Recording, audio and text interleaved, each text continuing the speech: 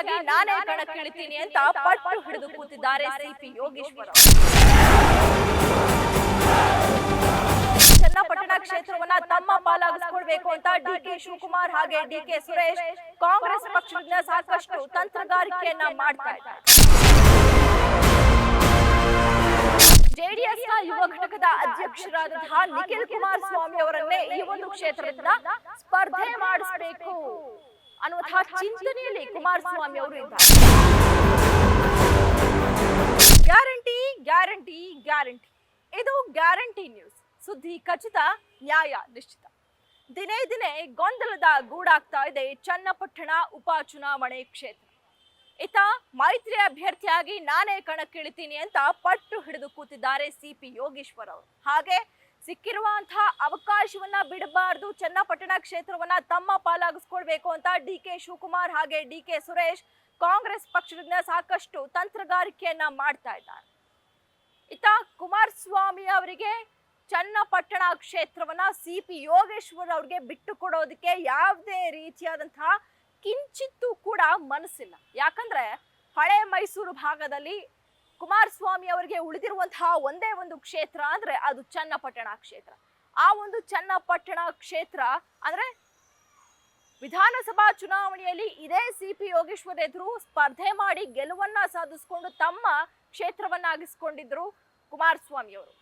ಮಂಡ್ಯದಿಂದ ಲೋಕಸಭಾ ಚುನಾವಣೆಯಲ್ಲಿ ಸ್ಪರ್ಧೆ ಮಾಡಿ ಇದೀಗ ಕೇಂದ್ರಕ್ಕೆ ಆಯ್ಕೆಯಾದ ನಂತರ ತೆರವಾಗಿರುವಂತಹ ಈ ಒಂದು ಕ್ಷೇತ್ರವನ್ನ ಬೇರೆ ಯಾರಿಗೂ ಕೂಡ ಬಿಟ್ಟು ಕೊಡೋಕೆ ಮನಸ್ಸಿಲ್ಲ ಕುಮಾರಸ್ವಾಮಿ ಅವರಿಗೆ.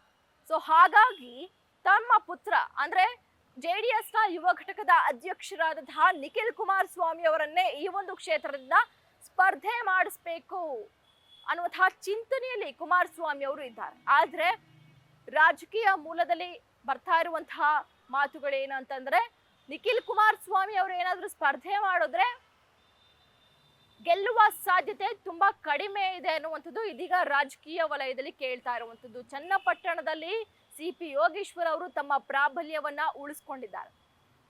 ಅಂದ್ರೆ 70ರಿಂದ 80,000 ಮತಗಳನ್ನ ಪಡೆಯುವಂತಹ ಶಕ್ತಿ ಸಿಪಿ ಯೋಗೇಶ್ವರ್ ಅವರಿಗೆ ಚನ್ನಪಟ್ಟಣದಲ್ಲಿದೆ. ಇನ್ನು ಡಿಕೆ ಶಿವಕುಮಾರ್ ಅವರ ಬಗ್ಗೆ ಹೇಳೋದಾದ್ರೆ, ಕಾಂಗ್ರೆಸ್ನಿಂದ ಹೇಳೋದಾದ್ರೆ, ಡಿಕೆ ಶಿವಕುಮಾರ್ ಅವರು ಕೂಡ ಸಾಕಷ್ಟು ಅಂದ್ರೆ ಯಾವಾಗ ಈ ಒಂದು ಕ್ಷೇತ್ರ ಕುಮಾರಸ್ವಾಮಿ ಅವರಿಂದ ತೆರವಾಯ್ತು ಆಗಿನಿಂದಲೂ ಕೂಡ ಚನ್ನಪಟ್ಟಣಕ್ಕೆ ಆಗಾಗ ಭೇಟಿ ಕೊಡ್ತಾ ಇದ್ದಾರೆ ಡಿಕೆ ಶಿವಕುಮಾರ್ ಅವರು. ಅಭಿವೃದ್ಧಿ ಕೆಲಸಗಳಿಗೆ ಚಾಲನೆಯನ್ನ ಕೂಡ ಚನ್ನಪಟ್ಟಣದಲ್ಲಿ ಕೊಡುವಂತಹ ಕೆಲಸವನ್ನ ಈಗಾಗಲೇ ಡಿಕೆ ಶಿವಕುಮಾರ್ ಅವರು ಮಾಡ್ತಾ ಇದ್ದಾರೆ.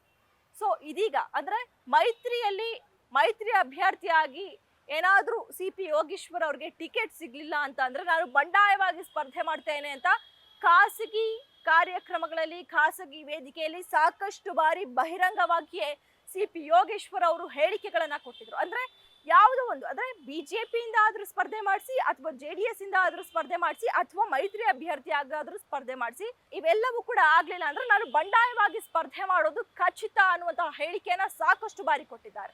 ಹಾಗೆ 2-3 ದಿನಗಳ ಹಿಂದೆ ಅಷ್ಟೇ ಚನ್ನಪಟ್ಟಣದಲ್ಲಿ ಸಿಪಿ ಯೋಗೇಶ್ವರ್ ಅವರು ಮಾಧ್ಯಮಗಳಿಗೆ ಉತ್ತರವನ್ನ ಕೊಟ್ಟಿದ್ದಾರೆ. ಅಂದ್ರೆ ಕಾಂಗ್ರೆಸ್ ಪಕ್ಷಕ್ಕೆ ನೀವು ಸೇರ್ಪಡೆಯಾಗ್ತೀರಾ ಅನ್ನುವಂತಹ ಪ್ರಶ್ನೆಗಳಿಗೆ ಅಂದ್ರೆ ರಾಜಕೀಯದಲ್ಲಿ ಏನ್ ಬೇಕಾದ್ರೂ ಆಗ್ಬೋದು, ಯಾವ ಸಮಯದಲ್ಲಿ ಏನ್ ಬೇಕಾದ್ರೂ ಆಗ್ಬೋದು ಅನ್ನುವಂತಹ ಅಂದ್ರೆ ಅಡ್ಡಗೋಡೆ ಮೇಲೆ ದೀಪ ಇಟ್ಟಂತಹ ಉತ್ತರವನ್ನ ಸಿಪಿ ಯೋಗೇಶ್ವರ್ ಅವರು ಕೊಟ್ಟಿದ್ದಾರೆ.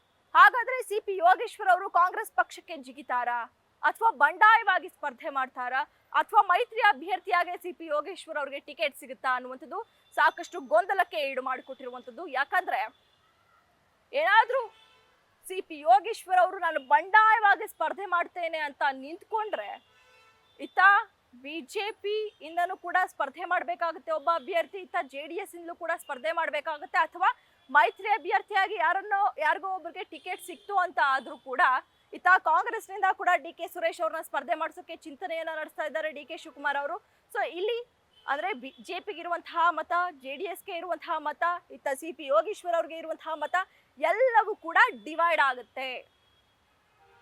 ಇದೆಲ್ಲವೂ ಕೂಡ ಡಿವೈಡ್ ಆಗಿ ಕಾಂಗ್ರೆಸ್ ಪಕ್ಷಕ್ಕೆ ಲಾಭ ಆಗುವಂತಹ ಎಲ್ಲ ಚಾನ್ಸಸ್ ಕೂಡ ಇರುವಂತದ್ದು. ಅಂದ್ರೆ ಬಂಡಾಯವಾಗಿ ಸ್ಪರ್ಧೆ ಮಾಡಿದ್ರೆ ಜೆಡಿಎಸ್ ಏನ್ ಪ್ರಾಬಲ್ಯವನ್ನ ಹೊಂದಿತ್ತೋ ಚನ್ನಪಟ್ಟಣದಲ್ಲಿ ಅವೆಲ್ಲ ಮತಗಳು ಕೂಡ ಡಿವೈಡ್ ಆಗುತ್ತೆ. ಇತ್ತ ಸಿಪಿ ಯೋಗೇಶ್ವರ್ ಅವ್ರಿಗೆ ಮತ ಹೋಗುತ್ತೆ, ಅಥವಾ ಬಿಜೆಪಿ ಮತಗಳು, ಜೆಡಿಎಸ್ ಮತಗಳು ಎಲ್ಲವೂ ಕೂಡ ಡಿವೈಡ್ ಆಗಿ ಕಾಂಗ್ರೆಸ್ ಪಕ್ಷಕ್ಕೆ ಲಾಭ ಆಗುತ್ತೆ ಅನ್ನುವಂತಹ ಮಾತುಗಳು. ಅಂದ್ರೆ ಡಿ.ಕೆ. ಸುರೇಶ್ ಅವರು ಗೆಲ್ಲುವಂತಹ ಸಾಧ್ಯತೆ ಹೆಚ್ಚಿದೆ ಅನ್ನುವಂತಹ ಮಾತುಗಳು ಇದೀಗ ರಾಜಕೀಯ ವಲಯದಲ್ಲಿ ಕೇಳಿ ಬರ್ತಾ ಇರುವಂಥದ್ದು. ಹಾಗೆ ಏನಾದ್ರೂ ಡಿ.ಕೆ. ಶಿವಕುಮಾರ್ ಅವರು ಏನು ಸಿ.ಪಿ. ಯೋಗೇಶ್ವರ್ ಅವ್ರನ್ನ ಅಂದ್ರೆ ಬಂಡಾಯವಾಗಿ ಸ್ಪರ್ಧೆ ಮಾಡ್ತೇನೆ ಅಂತ ನಿಂತಿರುವಂತಹ ಸಿ.ಪಿ. ಯೋಗೇಶ್ವರ್ ಅವ್ರನ್ನ ಕಾಂಗ್ರೆಸ್ ಪಕ್ಷಕ್ಕೆ ಬರಮಾಡಿಕೊಂಡು ಕಾಂಗ್ರೆಸ್ನಿಂದ ಸ್ಪರ್ಧೆ ಮಾಡಿಸುವಂತಹ ಚಾನ್ಸಸ್ ಕೂಡ ಇರುವಂಥದ್ದು. ಅಂದ್ರೆ ಕಾಂಗ್ರೆಸ್ಗೆ ಚನ್ನಪಟ್ಟಣ ಕ್ಷೇತ್ರ ಬೇಕು, ಕಾಂಗ್ರೆಸ್ಗೆ ಚನ್ನಪಟ್ಟಣ ಕ್ಷೇತ್ರ ಅಗತ್ಯ ಇರುವಂಥದ್ದು. ಸೊ ಹೀಗಾಗಿ ಮೈತ್ರಿ ಏನಾದ್ರೂ ಅಂದ್ರೆ ಮೈತ್ರಿ ಪಕ್ಷಗಳೇನಾದ್ರೂ ಗೆಲುವನ್ನೇ ಮಾನದಂಡವಾಗಿ ಮಾಡಿಕೊಂಡ್ರೆ ಖಂಡಿತವಾಗಿಯೂ ಮೈತ್ರಿ ಅಭ್ಯರ್ಥಿಯಾಗಿ ಸಿ.ಪಿ. ಯೋಗೇಶ್ವರ್ ಅವರನ್ನ ಕಣಕ್ಕಿಳಿಸ್ತಾರೆ. ಇಲ್ಲ ಕುಮಾರಸ್ವಾಮಿ ಅವರು ನನಗೆ ನನ್ನ ಕ್ಷೇತ್ರ ಬೇಕೇ ಬೇಕು, ಮುಂದಿನ ದಿನಗಳಲ್ಲಿ ನನ್ನ ಕ್ಷೇತ್ರ ನನಗೆ ಸಿಗೋದಿಲ್ಲ ಅನ್ನುವಂತಹ ಮನಸ್ಥಿತಿಯಲ್ಲಿ ಇದ್ರೆ ಖಂಡಿತವಾಗಿಯೂ ಮೈತ್ರಿ ಅಭ್ಯರ್ಥಿ ಅಂದ್ರೆ ಸಿ.ಪಿ. ಯೋಗೇಶ್ವರ್ ಅವ್ರನ್ನ ಹೊರತುಪಡಿಸಿ ಬೇರೆ ಯಾರೇ ಸ್ಪರ್ಧೆ ಮಾಡಿದ್ರು ಕೂಡ ಗೆಲ್ಲುವ ಸಾಧ್ಯತೆಗಳು ಬಹಳ ಕಡಿಮೆ ಇದೆ. ಸೊ ಹೀಗಾಗಿ ಮೈತ್ರಿ ಪಕ್ಷದ ಗೊಂದಲಗಳಿಂದ, ಜಗಳದಿಂದ, ಪೈಪೋಟಿಯಿಂದ, ಜಟಾಪಟಿಯಿಂದ ಇತ್ತ ಕಾಂಗ್ರೆಸ್ ಪಕ್ಷಕ್ಕೆ ಲಾಭ ಆಗುತ್ತಾ ಕಾದು ನೋಡಬೇಕಾಗಿದೆ. ಕ್ಯಾಮರಾ ಪರ್ಸನ್ ಪಂಪಾಪತಿ ಜೊತೆ ಕವನ ಶಿವಣ್ಣ, ಗ್ಯಾರಂಟಿ ನ್ಯೂಸ್, ಬೆಂಗಳೂರು.